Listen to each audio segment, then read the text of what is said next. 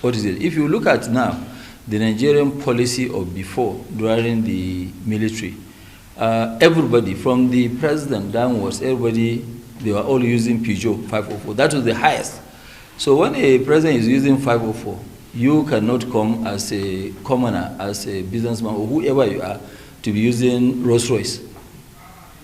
You know, if you have money for Rolls Royce, you should go and put up an industry in your locality or anywhere part of Nigeria, wherever that you feel there is a need. You know, and that's why really sometimes it pains me when I go to the local airport, whether it's here or Lagos.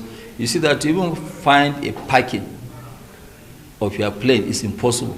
Everybody has a private jet. Those private jets should be in industries so that we can create jobs. Because today, luckily, you know, some people maybe they don't know the position of the country as we speak, because population growth is 8.7 million babies every year.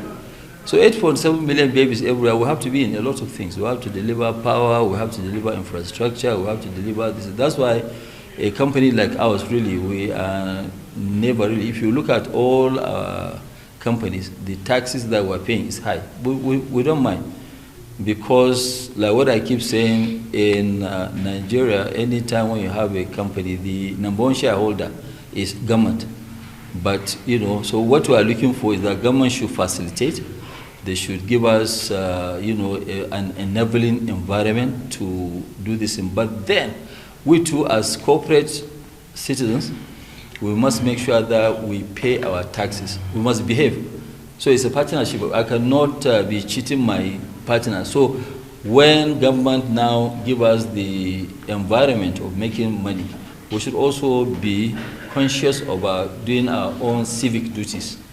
That is to pay tax. Because if I pay tax, your children will be able to go to school. Your children will be able to go to hospital. None of us, you know, really, we don't need to go to Cairo, London, or US for medicals. We do it here.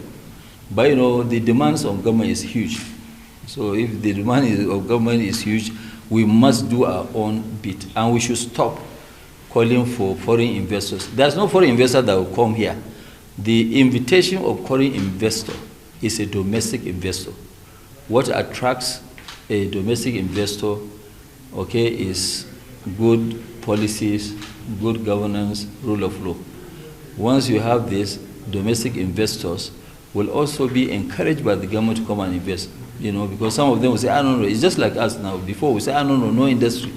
Because people who previously invested in industry, they didn't really survive, because smuggling, killing, textiles, like what happened to us in textiles. If we actually go back and think of what we did in textile, we had to sack 7,000 workers in one day because of the problem with the textile. But today, as we speak, you know, we said that no, we must industrialize our country. Nobody will do it but us. So when we industrialize, a foreigner will now come either to partner with us or partner with any Nigerian, but we want to remove this perceived risk, the real risk, and also the perceived one. You know, because when you see somebody investing, then fine. You know, I mean, it's like what I said to a lot of people. Have you ever seen somebody advertising for a restaurant? Nobody advertises restaurant at all, okay? But you go and eat, the food is good, you tell somebody, that person too will go and try. So that's how we want to make our country. No, it went very well. It's just normal greeting, normal catch-up. Once in a while, I sit down with His Excellency, we discuss about economy, the environment, and co. And it was a very nice, fruitful meeting.